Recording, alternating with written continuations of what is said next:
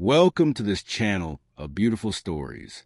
If you're new here, don't forget to subscribe so you won't miss the next one. Julian Thorne moved like a ghost. His footsteps on the polished onyx floors were soundless.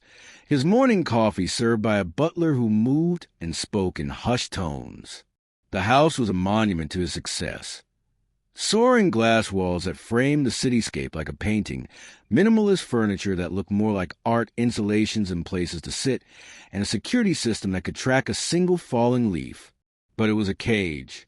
He was a man who owned everything, and in doing so, had walled himself off from everyone. His days were a strict regimen of numbers and deals, a fortress of predictable routine built to keep out the chaos of the past. The only break in the monotony was Pip, the dog, a scruffy, wiry-haired terrier mix with a perpetual hopeful tail, was a splash of color in a monochromatic world. Pip was Julian's sole confidant, the one creature in his life that wasn't intimidated by his wealth or status. Julian sat in his vast clinical office, a glass-topped monolith where he commanded his global empire.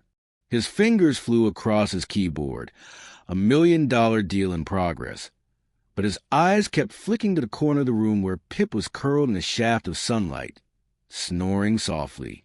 The dog had been a gift from his late wife, a ridiculous, unplanned ball of energy that had somehow rooted itself in his heart. After she was gone, Pip became a living echo of a life he had lost. Caring for the dog was the only thing that felt real anymore. The rest was just a complex system of transactions and acquisitions. He was deep in a tense conference call, his voice a low, controlled rumble, when a housekeeper, a nervous woman with a perpetually worried expression, briefly opened the French doors of the terrace to let a gust of air through. She was only distracted for a second, but that was all it took. Pip, waking with a start, saw the opportunity. With a yip of pure, unadulterated freedom, he bolted. The housekeeper shrieked and slammed the door shut, but it was too late. Julian, his face a mask of granite, barked an order to his chief of security and ended the call. He wasn't worried about the billions of dollars at stake. He was worried about the only living soul who truly mattered to him. Across town, in an apartment so small it felt more like a cluttered terrarium, Clara was losing a battle with canvas. Her hands were smeared with paint, and frustration was a tight knot in her chest. The painting was a cityscape at dusk, a swirl of bruised violets and faded oranges, but it felt flat, soulless. She was an artist who painted with her heart, but right now, her heart felt empty. The rent was overdue. Her tiny savings were gone, and the phone in her pocket buzzed with an email from a gallery rejecting her latest submission. She felt like she was trapped in a perpetual state of almost, a life that was always on the verge of starting but never did. She tossed the brush into a jar with a clatter and buried her face in her hands. The city outside, a vibrant, humming beast, felt alien to her. She wanted to be a part of it, to contribute something beautiful to its tapestry, but she was just another struggling artist, painting with borrowed light and an empty stomach. A wave of weariness washed over her. She couldn't keep doing this, couldn't keep pushing against a wall that refused to budge. She needed to feel something new, to find a spark she had lost somewhere along the way. It's often said that the greatest journeys begin with the smallest steps. Looking at the moments that truly change our lives, it's rare that they happen when we're standing still. It makes you wonder, have you ever felt like your life was on a specific path, only for a small, unexpected event to change everything? What was your missing dog moment? Needing air and a change of scenery, she pulled on an old sweater and stepped out into the chaotic symphony of the city. The noise was a comfort, a sign that life was happening all around her, even if she felt detached from it. She walked aimlessly, let her feet carry her to a small, manicured park wedged between two concrete towers. It was a pocket of green in the urban sprawl, and as she neared the entrance, she saw it. A small, dirty dog with a wildly expensive leather leash dragging behind him was cowering under a bush. His tail was tucked so far between his legs it seemed to have vanished, and his eyes were wide with a terror she understood instinctively. The leash was a stark, almost absurd contrast to his trembling, mud-smeared body. He was scared, alone, and clearly lost. She knelt without a thought, her hands held out gently. The dog watched her for a long moment, a low whine escaping his throat. Then, trembling, he inched forward and licked her hand. She scooped him up, and he tucked his head under her chin, sighing with shuddering relief. In that small, quiet moment, cradling a shivering stranger in his ridiculously expensive leash, Clara felt the knot in her chest begin to loosen. She didn't know it yet, but the life she felt was waiting to start had just arrived, cowering and covered in mud, in her arms. Julian Thorne's world had been defined by control. Every variable was accounted for, every outcome predicted. The panic that seized him as he stood on his immaculate lawn, barking orders into his phone, was a foreign, terrifying sensation. It was the same helplessness that had haunted him after his wife's death. The terrifying realization that some things could not be bought, reasoned, or controlled. His chief of security, a man who had diffused terrorist threats and protected heads of state, was utterly lost. "Sir, we have a dozen teams canvassing the area, but the park is vast. Dogs, they can go anywhere." Julian didn't care about the logistics. He didn't care about the multi-million-dollar deal waiting for his signature.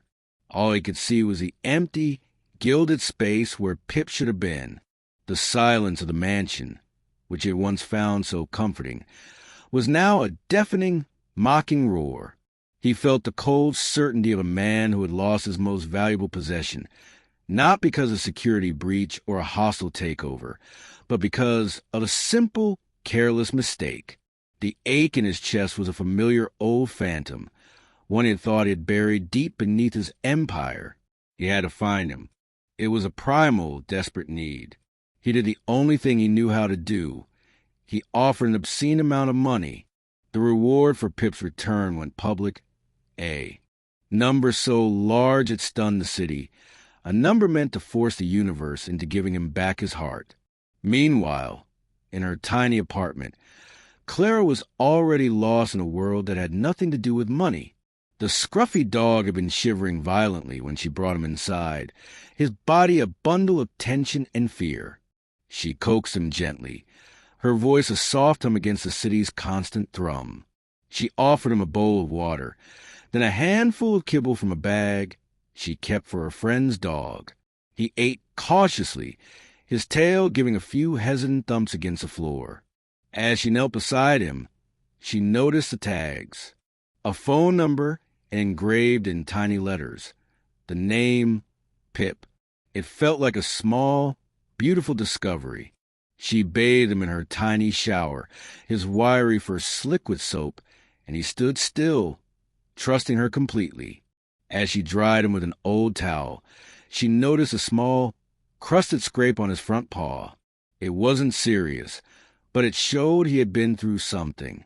She cleaned and bandaged it with a first aid kit, talking to him all the while. He was more than a lost dog. He was a fragile soul who needed care. She felt the hollow space in her chest that she hadn't even realized was there to begin to fill with a quiet, certain warmth. Her phone buzzed, and she glanced at it idly. The headline on a local news site made her freeze. Reclusive billionaire Julian Thorne offers $500,000 for missing dog. Her eyes widened. The photo beside the headline was of a stern-faced man in a tailored suit, but below it, in a second candid shot, was the tiny, scruffy face of the dog sitting right next to her. She looked from the screen to the animal. "Pip," she whispered, and his little tail thumped twice, as if confirming it. The man who owned him wasn't just wealthy. He was one of the most powerful men in the world. The realization hit her with a mix of disbelief and a strange sense of responsibility. This dog, the one she had just given a bath and a bandage to, was Julian Thorne's. She dialed the number listed on the article. It was a security team who, upon hearing she had the dog, transferred her call in almost frantic urgency. A few minutes later, the line clicked. A deep, controlled voice answered. "This is Julian Thorne." Clara's heart hammered against her ribs. She was just an artist who couldn't pay her rent. He was a man who moved markets with a word. I think I have your dog." "Pip," she said, her voice a little too small. He didn't waste time with pleasantries. "Where are you? I'll send a car immediately." "No, wait," she said, her gut instinct screaming at her. He's a little shaken up, and he has a small cut on his paw. I just want to make sure he's okay." Silence stretched for a beat, so long and deep she thought the call had dropped. "I will bring a vet to you. I'm coming myself." A half hour later, a sleek black town car pulled up outside her building. Two grim-faced security men got out first, their eyes scanning the street. Then Julian Thorne himself emerged. He was taller in person, with a presence that seemed to absorb all the light around him. He walked with a purpose, his jaw set in a hard line. He didn't look at her. He looked at the open door of her building, as if he couldn't stand to be in a place so ordinary. He stepped inside her small apartment, the air instantly charged with a tension she could taste.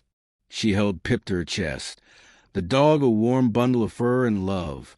Julian's eyes, cold and assessing, swept over her. Her worn jeans, her paint-stained sweater, the clutter of her life. He stopped when his gaze landed on Pip. The hard line of his jaw softened. His shoulders seemed to relax a fraction. He knelt down, his movements not fluid and confident like a rich man, but awkward and hesitant, like a man who was unsure of himself.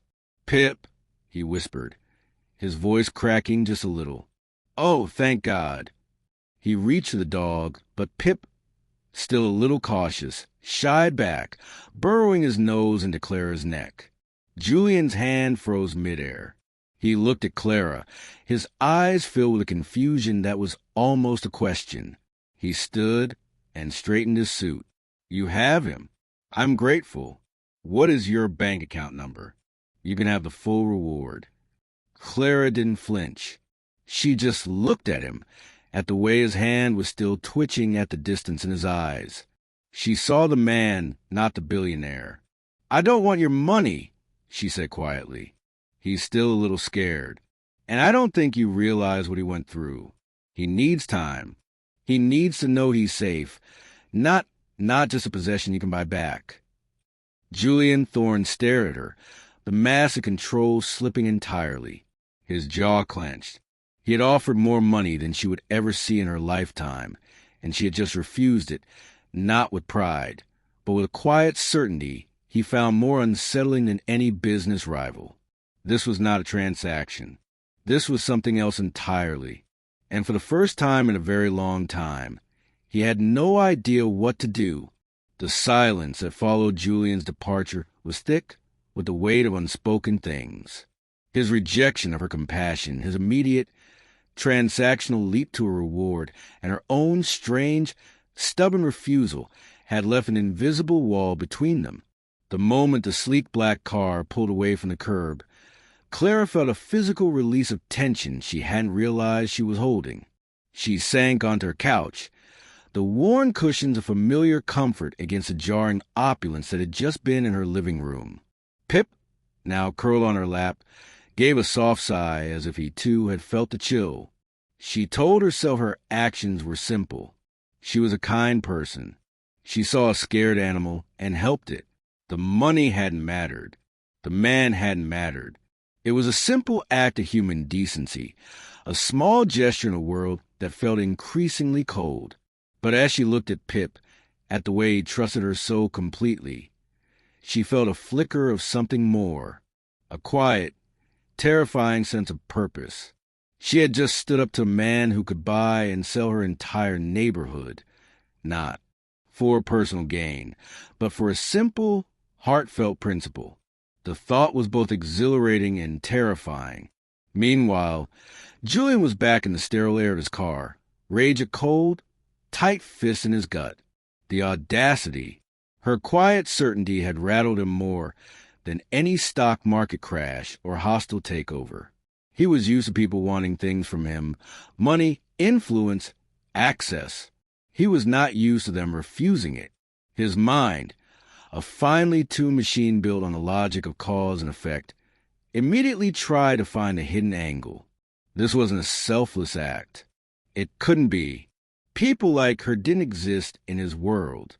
Find everything you can on her, he ordered the security chief, his voice a low, dangerous rumble. Every social media profile, every financial record, every person she's ever associated with. I want to know what she's after. His chief's report came back in a matter of hours. There was nothing. Clara was just what she appeared to be, an artist, struggling, a bit behind on bills, but clean. No criminal record, no questionable ties, no history of fraud. The lack of a clear motive was infuriating. It meant he couldn't put her in a neat little box. It meant her actions might actually be genuine. It meant the world he had built, with its simple, predictable rules, was flawed. This was the true source of his resistance. She was an emotional variable he couldn't control, a compassionate force that had entered his rigid, transactional world. The vet, a stern-faced professional with a gentle touch, had been the final blow. He had examined Pip thoroughly and confirmed he was physically sound. Emotionally, he's a bit of a mess, the vet had said, looking directly at Julian. He's still terrified. The best thing for him would be a calm environment, somewhere he feels safe. He seemed to respond to. The man had trailed off, but his eyes flickered to Clara, making the unspoken conclusion painfully clear. So Julian had been forced into a compromise he hated. He couldn't just take the dog and risk its well-being, and he couldn't leave it to the whims of a stranger. He had to stay involved, but he would do it on his own terms. He would turn her apartment into a command center. He would use his wealth and power to control the situation from a distance, even if he couldn't buy his way back in. He would prove to himself that his money was still the only currency that mattered.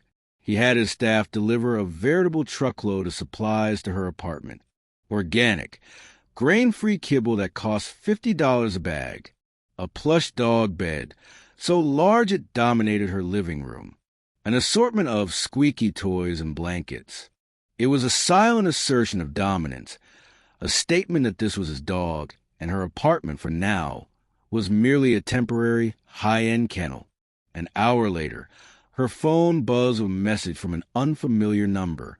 Picture. Now. Clara stared at the terse, anonymous text. She knew it was him. It felt like a low-grade intimidation tactic. She didn't respond. She just watched Pip, who was curled up on a new bed, fast asleep. The dog looked at peace. She snapped a photo of him, his head resting on a ridiculously plush pillow, and sent it.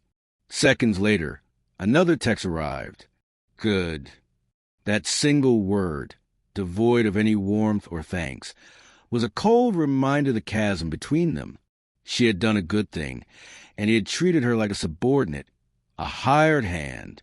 She felt the frustration bubble up again, and her simple, compassionate act now felt complicated, stained by a cynicism. She sat on her couch, staring at the extravagant new dog bed, and felt the weight of her choice settle upon her. She was a woman who was used to feeling alone in the world, but now a powerful, isolating presence was watching her. The call came just after midnight. A frantic, breathless whisper on the other end of the line. Mr. Thorne, it's Clara. I'm so sorry, but something is wrong with Pip. He's whimpering. I think he's in pain. Julian's control comm shattered. He was on the phone within seconds. A team of his staff mobilized. An emergency vet prepped. He threw on clothes, his heart hammering against his ribs with a sickening rhythm he hadn't felt in years. He didn't think about his wealth or his status. He thought only of the small, helpless creature he had failed to protect. When he arrived at the animal hospital, Clara was already there, clutching Pip, her face pale with worry. Her fear was so transparent, so genuine, that it was the only thing in the room that felt real. The animal hospital waiting room was a sterile, fluorescent-lit purgatory. The air was thick with the faint smell of antiseptic and unspoken anxiety. A grim-faced vet tech took Pip back, his whimpers fading down the hall. Julian and Clara were left alone, suspended in a silent void. Julian sank into a plastic chair, his usual rigid posture gone, replaced by a defeated slump.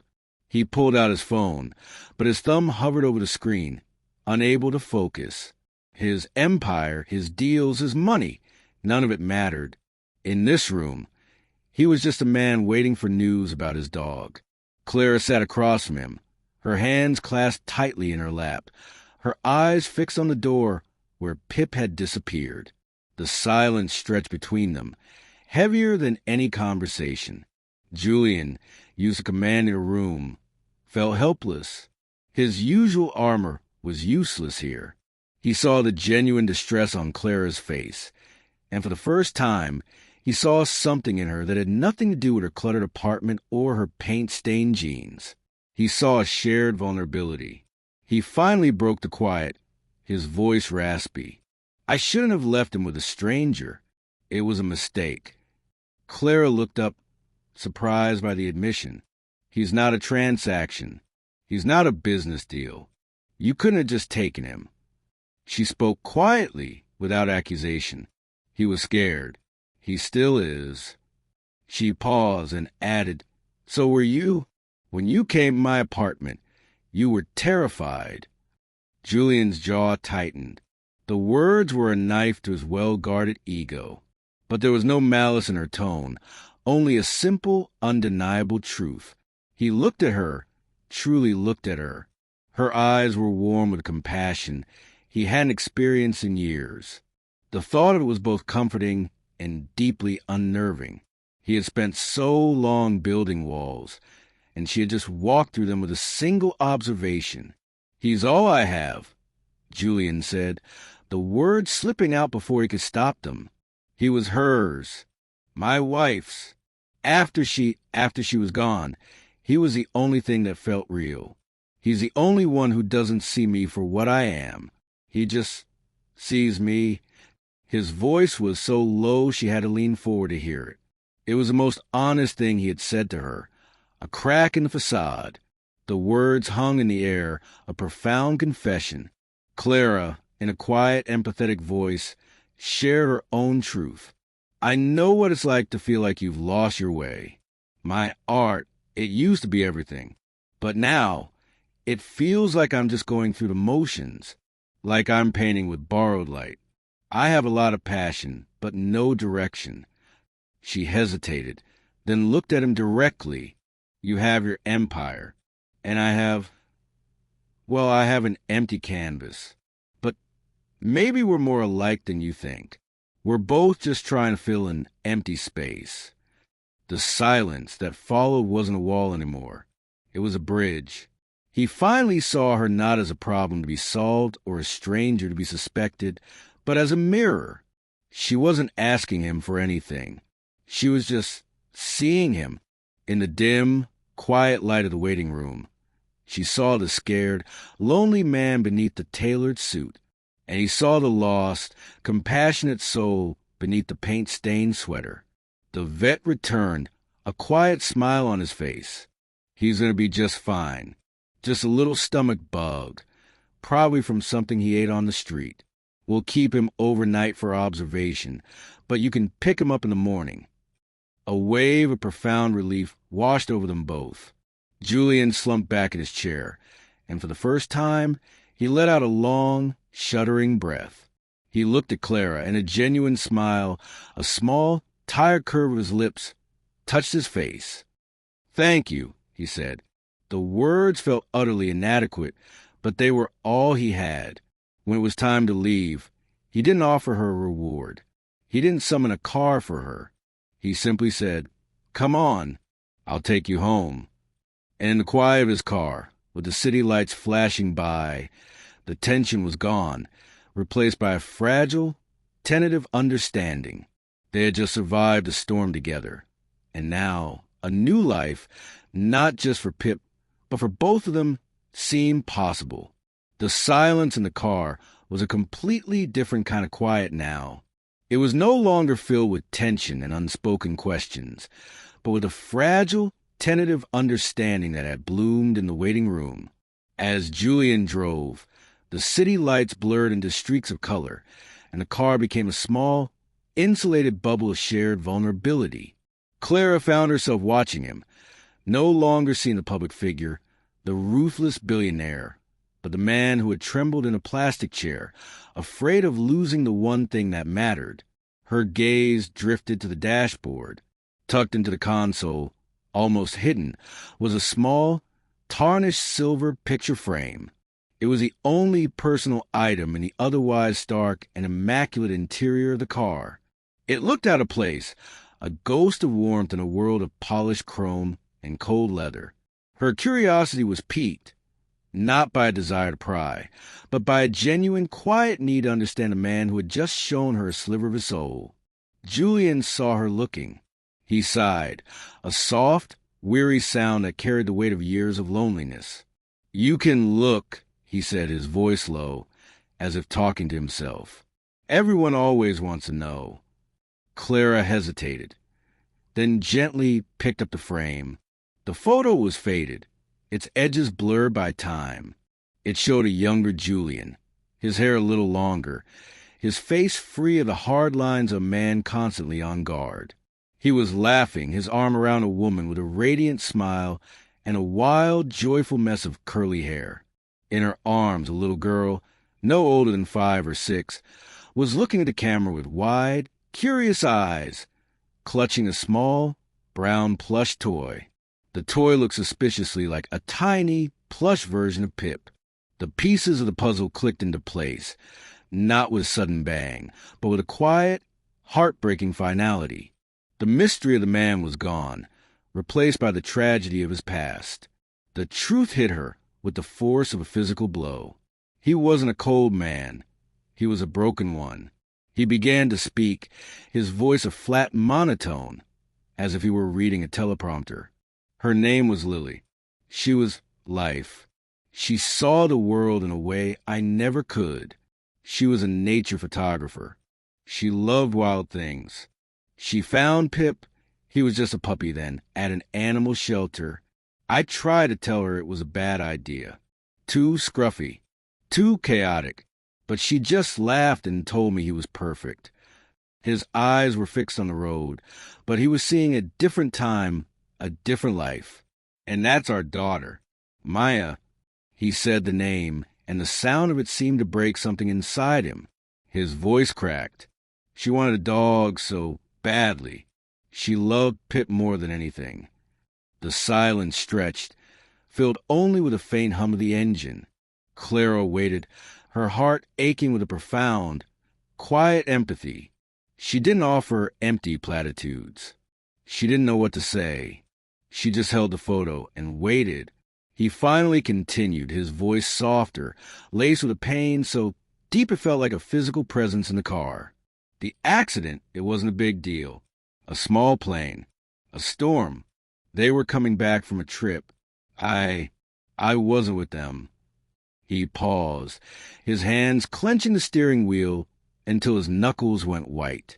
I was in a meeting, building my empire, and in a single moment, everything that mattered was gone.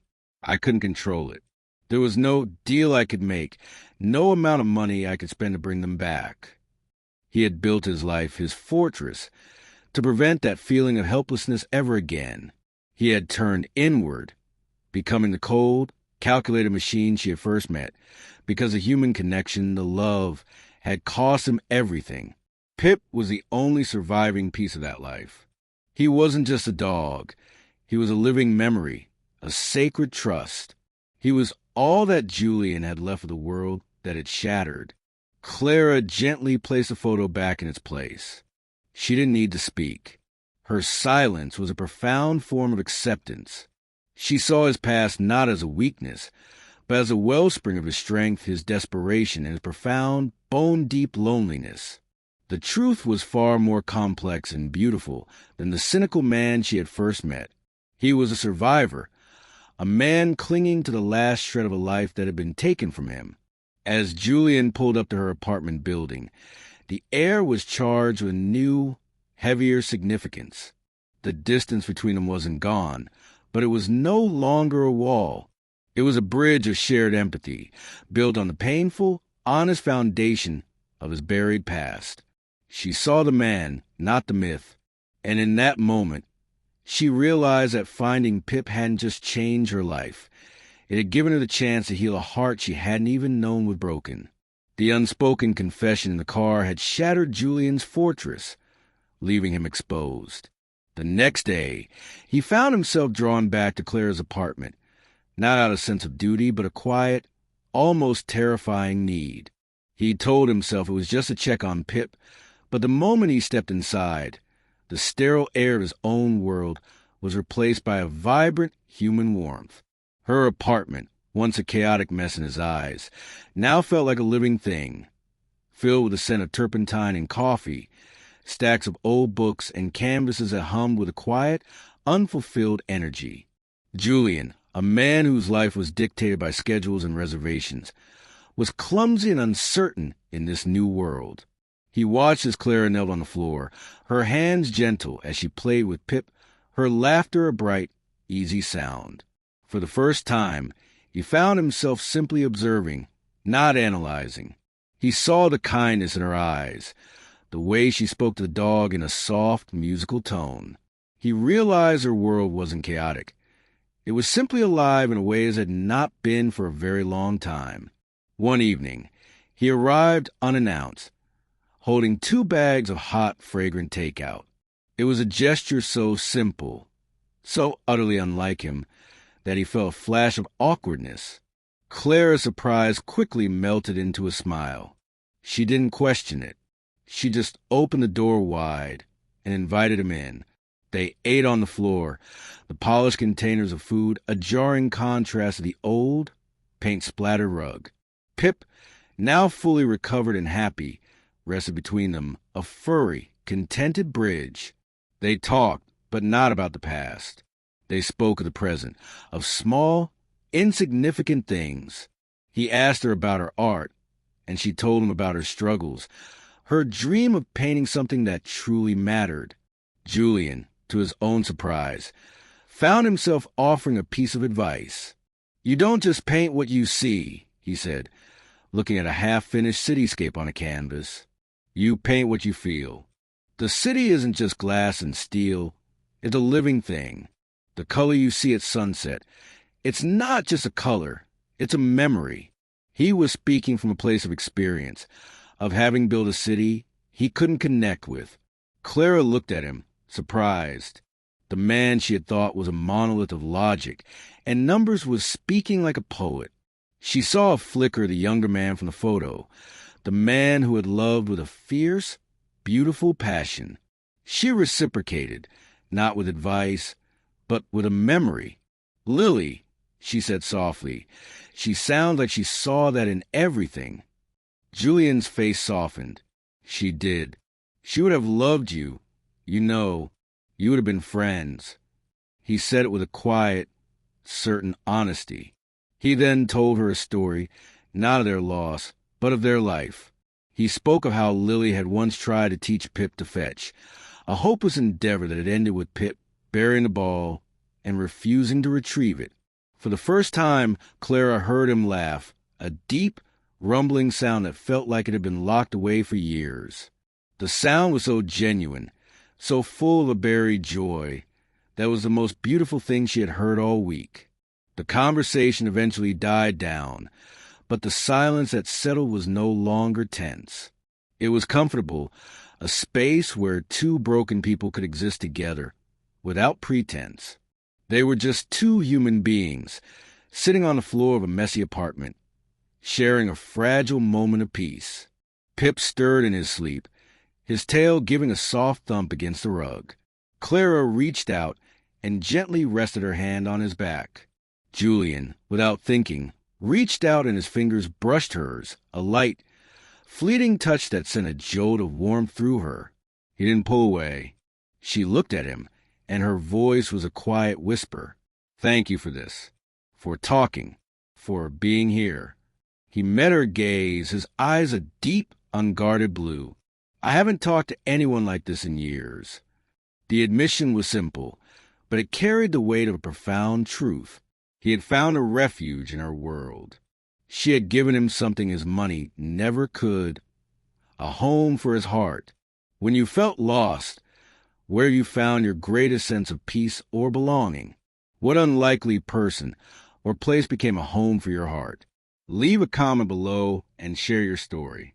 He finally stood to leave, the moment of fragile memory she would hold on to. He gave her a small, knowing smile before he went. Clara watched him go, then turned to her canvas. The fear of the empty space was gone, replaced by a quiet certainty. She had a new muse, a new sense of purpose. The light in her paintings would be borrowed no more.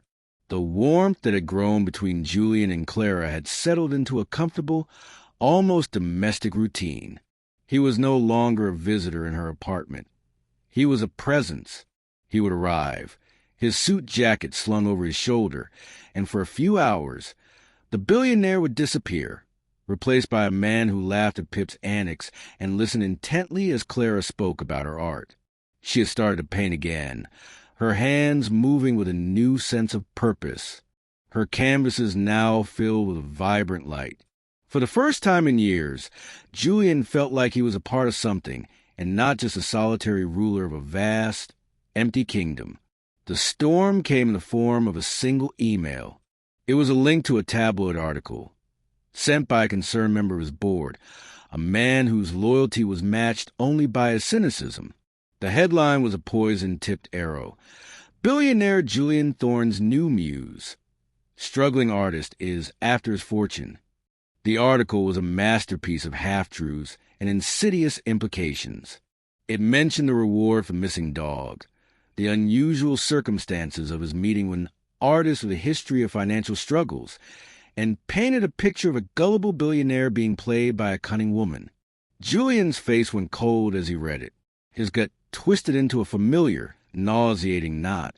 The fear, the one he had tried to bury beneath billions of dollars, came rushing back with a brutal force. He had been a fool, the kind of fool he had sworn he would never be again. He had let his guard down. He had allowed a simple, emotional story to blind him to the truth. She was just like all the others, a wolf in a sheep's clothing, using a sentimental lie to get what she wanted. He didn't question the source. He didn't question the timing. The article simply confirmed his worst fears, the ones he had so recently begun to believe were unfounded. He walked into Clara's apartment that evening, but it was not the same man who had laughed on her floor just a night before. The air crackled with a cold, unsettling silence. His face was a mass of granite, and his eyes, once so warm and unguarded, were once again distant and assessing. Clara, sensing the shift, felt a wave of confusion and fear wash over her. "Julian, is everything okay?" she asked, her voice tentative. He didn't answer. He just looked at her, his gaze sweeping over the canvases, the paint smears on her hands, the little dog bed in the corner. He was looking at her as if she were a line item on a balance sheet. "I must commend you," he said, his voice flat, devoid of emotion. It was quite a performance. The timing, the story, the emotional manipulation, it was all very well orchestrated. Clara's face went pale. "What are you talking about?" He let out a short, hollow laugh. The missing dog, the sick dog, the vulnerable man. It was all a little too perfect, wasn't it? The perfect story for the perfect mark. How much did they offer you for the article? Was it more than a reward? The accusation hung in the air, a physical weight that stole the breath from her lungs. She looked at him, not with anger, but with a devastated, profound sadness. She had just opened her heart to this man, and he was accusing her of using a scared little animal to steal from him. The beautiful, fragile thing they had built felt like a house of cards collapsing around her. "Is that what you really think?" she whispered, her voice trembling. "That everything was a lie? The stories we told each other? The laughs we shared? My love for Pip?" He met her gaze, his eyes hardened with the practiced cynicism of a man who had seen too much. "I think people are always motivated by something. Clara, you were struggling. You saw an opportunity. It's a classic story. A new life. It was my money that was supposed to buy it for you, wasn't it? The accusation was a betrayal so deep it went beyond words. She had given him the most vulnerable parts of herself, and he had treated it all as a transaction. He had chosen to retreat into his fortress of cynicism rather than accept the possibility of a genuine connection. The realization was more painful than any insult. Her shoulders slumped. She walked to the little dog bed, her hands moving with a slow, deliberate finality. She picked up Pip's toys as food bowl, the things Julian had sent her, and began to put them in a bag. Julian watched her, the cold mass of control still in place. "You're not afraid of me, are you, Julian?" she said, her voice barely louder than a whisper, tears finally spilling from her eyes. "You're afraid of yourself. You're afraid of what it feels like to be vulnerable, to let someone in. You'd rather believe I'm a monster than accept that you might actually be worthy of a simple, honest connection." The words hit him like a physical blow. He was stunned into silence. She was right. She had seen him completely, and had seen her only through the lens of his own tragic past. She walked over to him, the bag in one hand, Pip's leash in the other. She placed the leash into his motionless hand, her fingers brushing his. The warmth of her touch felt like an accusation. "He's home now," she said, her voice cracking, "where he's safe, with a person who understands how to protect things by keeping them locked away." Without another word, she turned and walked away, leaving him standing there in the middle of her living room, holding the empty leash of the one thing that mattered, feeling the profound, desolate ache of his own making. The silence of Julian Thorne's mansion was no longer a chosen refuge. It was a punishment. He stood in the center of his vast, empty living room, the leash still in his hand, a pointless artifact of his colossal mistake. Pip, now back in his familiar surroundings, was curled on a plush rug, but he seemed listless, his usual spark diminished. He would look at the door and then back at Julian, as if waiting for someone who was no longer coming. The dog's quiet sadness was a constant, living accusation. Julian's mind, which could dissect complex market trends and predict global shifts, was trapped in a relentless loop of regret. He saw Clara's face in his mind's eye, the sheer devastation in her eyes as he had spewed his cruel, baseless accusations. He heard her words echoing in the vast, empty halls of his home. "You'd rather believe I'm a monster than accept that you might actually be worthy of a simple, honest connection." The truth was a cold, bitter pill. The article had been an excuse. His fear had been the real enemy. He had been so terrified of getting close, of risking another unbearable loss, that he had preemptively destroyed the one good thing that had entered his life. He had retreated to his fortress, but now it no longer felt safe. It felt like a prison. He walked his office and looked at the framed photo of his wife and daughter. He hadn't just betrayed Clara. He had betrayed the very love that photograph represented. He had become the man his wife would have been disappointed in. A man who chose fear over courage. Across town, Clara sat in her apartment, which now felt colder and more hollow than it ever had. The vibrant energy she felt was gone, replaced by a profound, soul-deep exhaustion. She looked at her canvas. The colors that had once seemed so full of light now looked dull and lifeless. She questioned everything. Was she naive? Was Julian's cynical worldview the true reality of the world? Was she wrong to believe that people could be good, That a billionaire could be worthy of a simple human connection?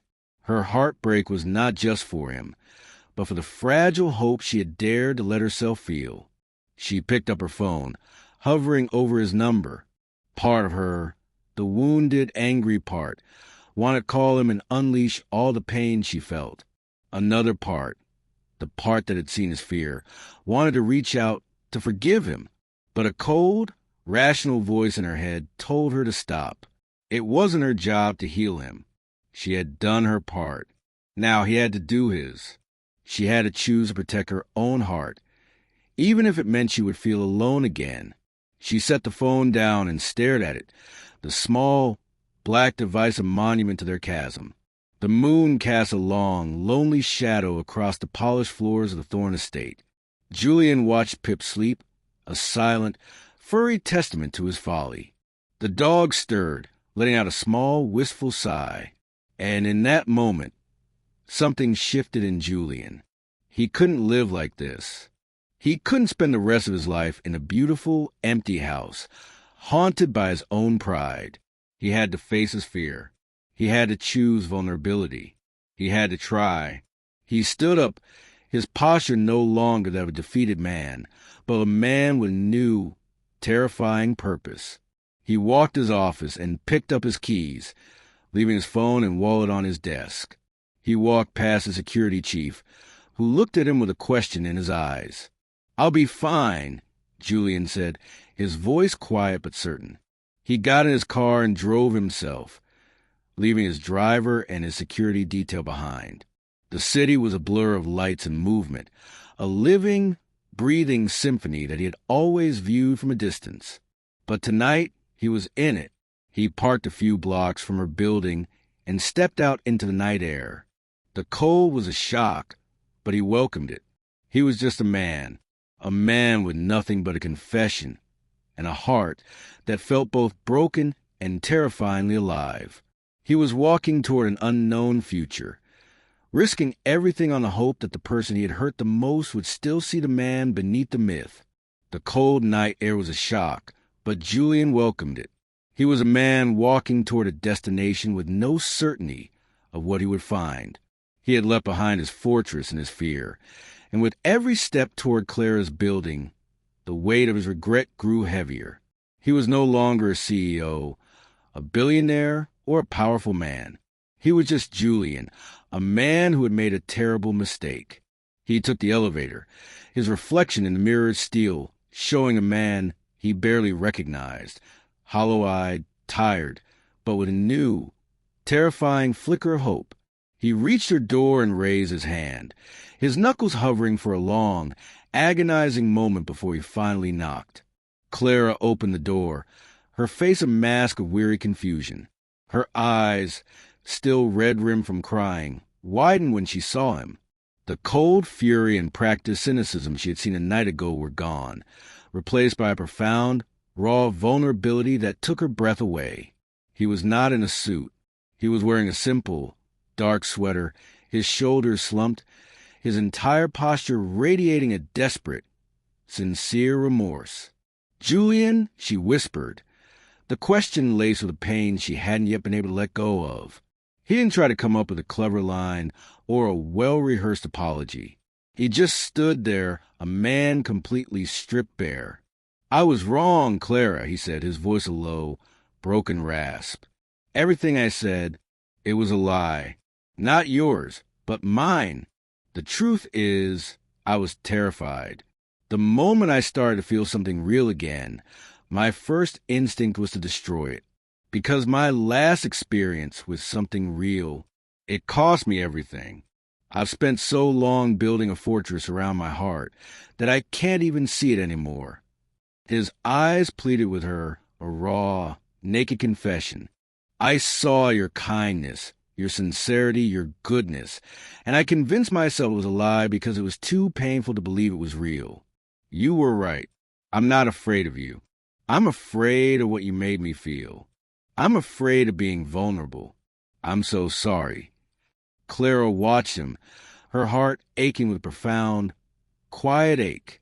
The man who had once treated her like a transaction was now offering her the one thing He couldn't buy the truth. She was about to speak, to tell him she was too hurt, that it was too late, when a small, familiar yip sounded from behind him. Julian flinched, then looked down, and there, with a ridiculously expensive leash dragging behind him, stood Pip. The dog, sensing his owner's distress, had somehow slipped out a side door and followed him all the way across the city, a quiet, scruffy testament to the bond that Julian had just confessed was real. The sight of the dog, dirty from the street, but with a hopeful look in his eyes, was a gut punch for both of them. Julian knelt down, his hand trembling as he reached for the dog. Pip, no longer cowering, nudged his head into Julian's palm, then looked at Clara as if to say, "See? He came back. We came back." The moment was a perfect, silent echo of their first meeting. Only this time, the lost creature was Julian himself. The dog had led him back to her. A slow, gentle smile touched Clara's lips, pushing aside the tears. She finally understood. The story wasn't about a missing dog or fortune. It was about a man who had lost his way and a compassionate woman who had found him, not with a leash, but with an open heart. She stepped out of her apartment and gently touched his arm. Julian looked up, his eyes a question. She knelt down and wrapped her arms around him and the dog, pulling them both into a tight, tearful embrace. "I can't tell you it doesn't hurt, Julian," she whispered against his shoulder. "But you came back. You chose to be brave." He held her, his body trembling with the profound relief of a man who had finally been forgiven. Pip, a tiny furry bridge, was safe between them, his little tail thumping with a quiet joy. He was no longer Julian's. He was theirs.